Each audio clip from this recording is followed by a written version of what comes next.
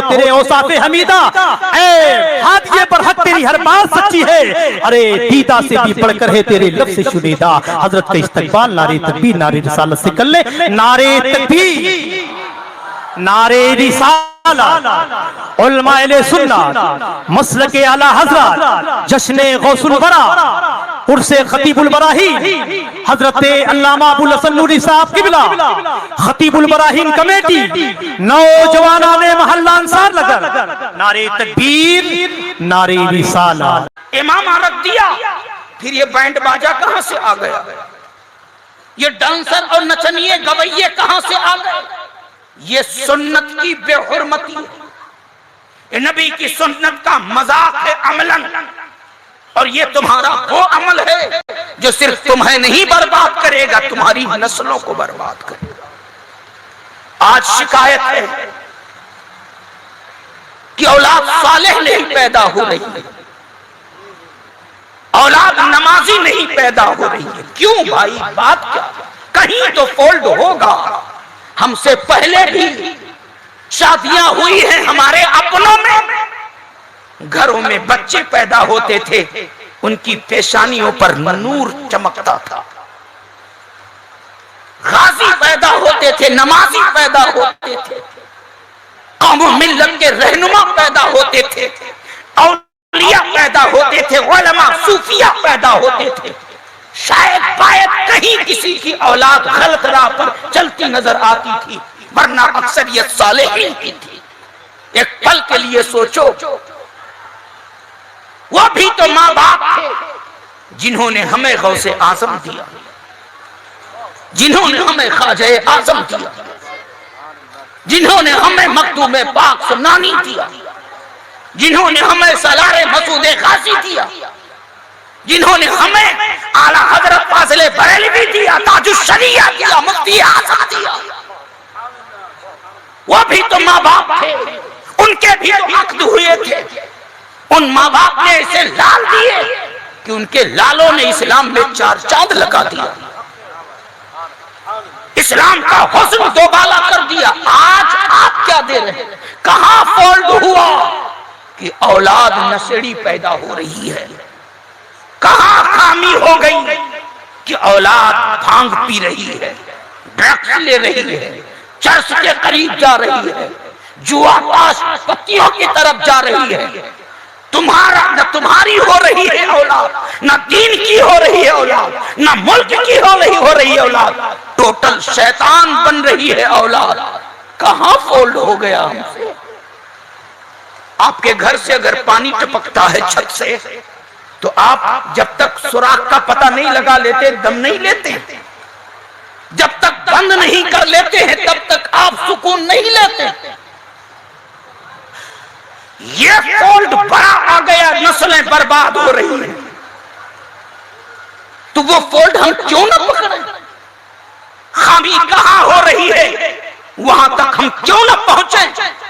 حضرات، جو قوم قوت فکر کو ختم کر دیتی ہے، اپنی سوچ کو بدل لیتی ہے اور اپنی اصلاح کی کوشش نہیں کرتی، وہ قوم ذلیل بھی ہوتی ہے، رسوا بھی ہوتی ہے، برباد بھی ہوتی ہے۔ لہذا اولاد بگڑی ہوئی پیدا ہونے کی ایک وجہ یہ ہے کہ نکاح کی جو پاکیزگی تھی اس کو تم نے برباد کر دیا۔ کیا ایسا نہیں ہو سکتا؟ کیا اس طرح نئی شادی ہو سکتی؟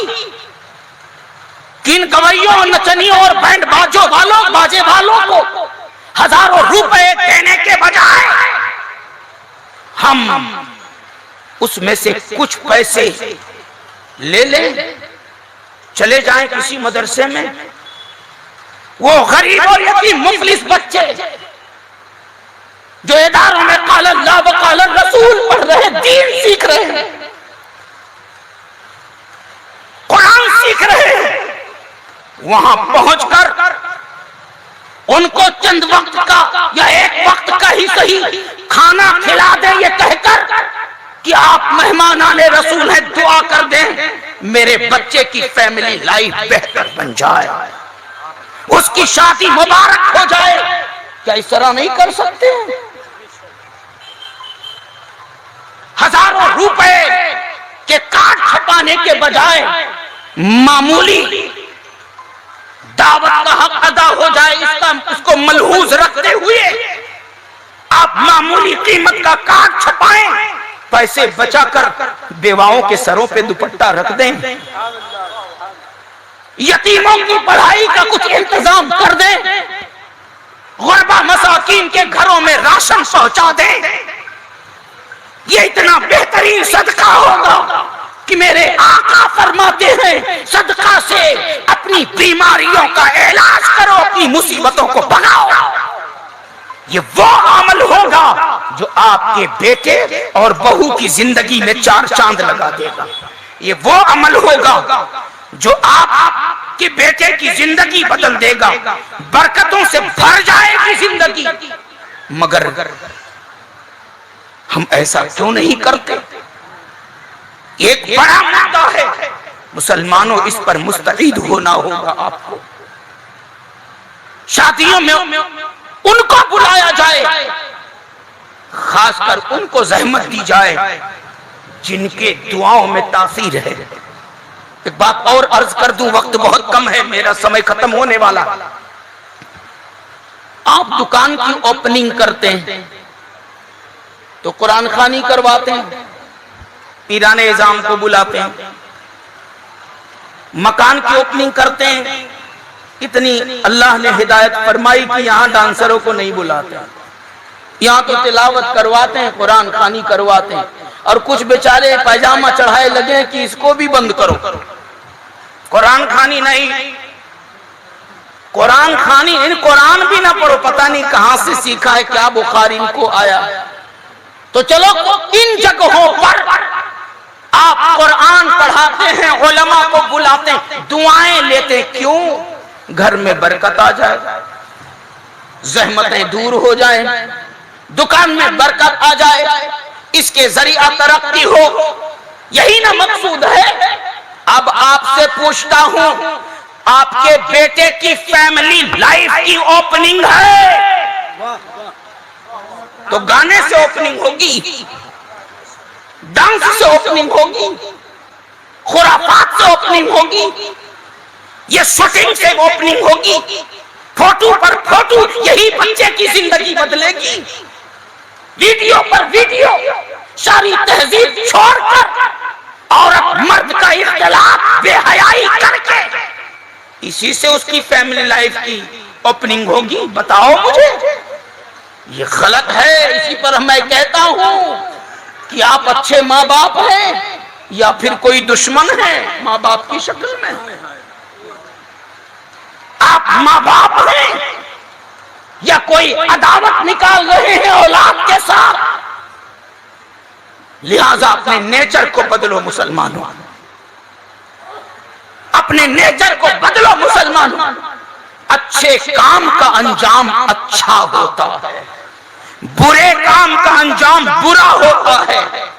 اگر اپنی یہ روش نہیں بدلو گے تو جیسے نسلیں برباد ہو رہی ہیں، آج دنیا تماشا دیکھ رہی ہے ہمارا، بالکل تھرڈ پوزیشن میں پہنچے ہیں ہم، کچھ نہیں رہا ہمارے ہاتھ، سب کچھ لٹ چکا ہے، ہر طرف سے ہم زوال کا شکار ہیں۔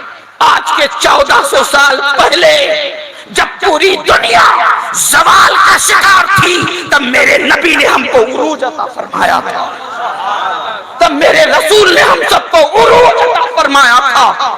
ان کے طریقے سے ہٹ کر آج آپ نے اپنے لیے تباہی اور بربادی کے گڑھے کھود لیے۔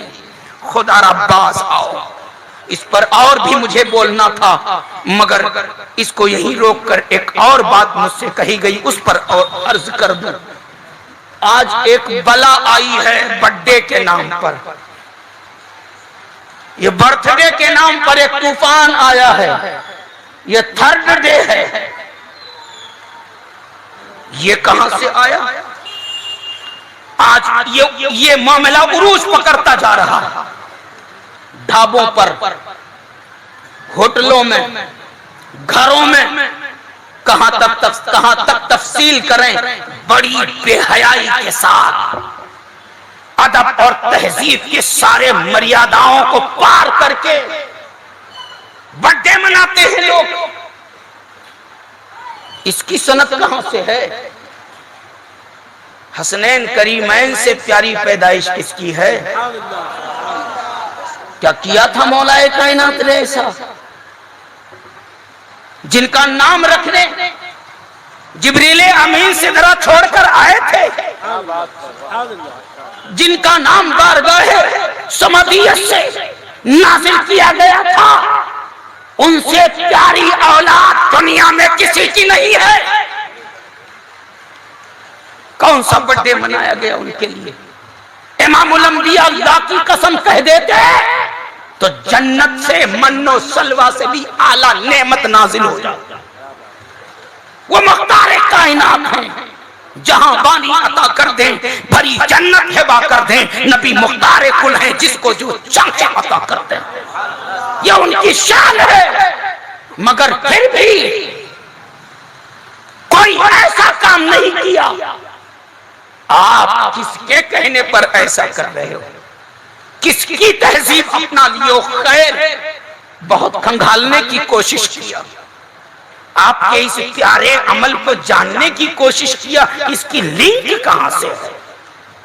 کہاں سے ڈاؤن لوڈ کیا ہے آپ نے؟ تو پتا چلا کہ یہود کا طریقہ ہے، نصارہ کا طریقہ ہے، غیروں کا طریقہ ہے، وہ آپ نے اپنایا ہے۔ اور یاد رکھ لینا، میرے رسول کی ایک حدیث پیش کرتا ہوں، آپ اسی کو ذہن میں رکھ لو، زیادہ تفصیل میں جانے کی ضرورت نہ پڑے گی، وقت بھی نہیں ہے۔ ابو داؤد شریف کی حدیث پاک ہے، آقا فرماتے ہیں من تشبہ بقوم فہو منہ، جو جس قوم سے مشابہت کرے گا، جو جس قوم کے راستے پر چلے گا، وہ انہی میں سے ہے۔ برتھڈے منانے والوں، کیا چاہتے ہو کل قیامت میں تمہیں یہود کے ساتھ کر دیا جائے؟ کیا پسند کرو گے تم کو نصارہ کے ساتھ کر دیا جائے؟ کیا آپ گوارا کرتے ہو کہ آپ اور آپ کی اولاد کو جہنم میں ڈالا جائے؟ اگر نہیں تو لوٹو، اس خرافات سے رکو اور دوسروں کو روکو۔ آج گلزار نگر کی سرزمین سے یہ مشن لے کر اٹھا، اپنی جانکاری میں، ریلیشن میں، دوستوں میں اس طرح کی طرز عمل سے لوگوں کو روکو، ایسے گھناؤنے اعمال سے روکو۔ ہاں اگر بہت شوق ہے تو حضور علیہ السلام اپنی پیدائش کے دن روزہ رکھتے تھے، رکھو روزہ، ثواب ملے گا، اس کی برکت آپ کی اولاد پر آئے گی۔ اگر شوق ہے علماء کو گھر میں بلائیے، قرآن شریف پڑھوائیے، اولاد کی سعادت مندی کے لیے دعا کروائیے، غربا مساکین میں صدقہ کیجیے تاکہ بچے سے بلائیں ہٹیں، اس کی عمر لمبی ہو۔ کچھ کرنا چاہتے ہو تو طریقے ہیں، خرافات مت کرو پیارے۔ اللہ رب العزت نے ارشاد فرمایا، آیت کا مفہوم عرض کرتا ہوں، اور وہ لوگ جو اسلام کو چھوڑ کر دوسروں کے دین پر چلتے ہیں، اور وہ لوگ جو اسلام کو چھوڑ کر دوسروں کے دین پر چلتے ہیں، کل قیامت میں وہ بڑا خسارہ اٹھانے والوں میں سے ہوں گے۔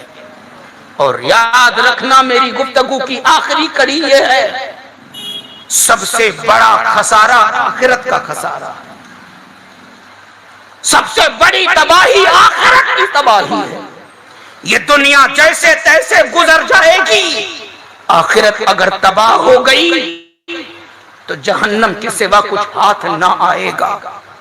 اس لیے ایسا کوئی عمل نہ کرو پیارو جو عمل تمہیں جہنم تک لے جائے۔ اللہ فرماتا ہے من عمل صالحا فلنفسہ ومن اساء فعلیہا، تو اس کا اجر و ثواب اسی کے لیے ہے، اور جس نے برا کیا تو اس کا وبال بھی اسی کے سر پر آئے گا۔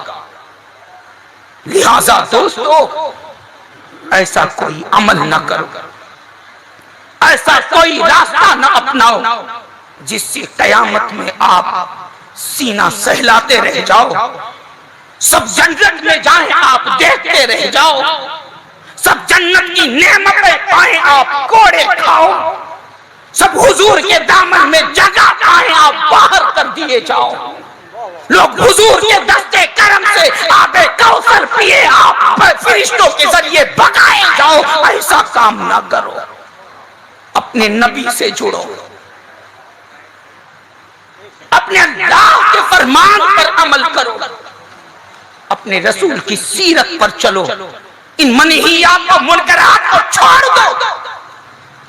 باتیں بہت ہیں، اس پر بھی بولنا تھا، مگر بس چند لائن اور فضول خرچی پر، فضول خرچی کے سلسلے میں بس اتنا عرض کرتا ہوں۔ کہا گیا ان المبذرین کانوا اخوان الشیاطین، فضول خرچی کرنے والے، اس کا تھوڑا معنی مراد بتا دوں میں آپ کو۔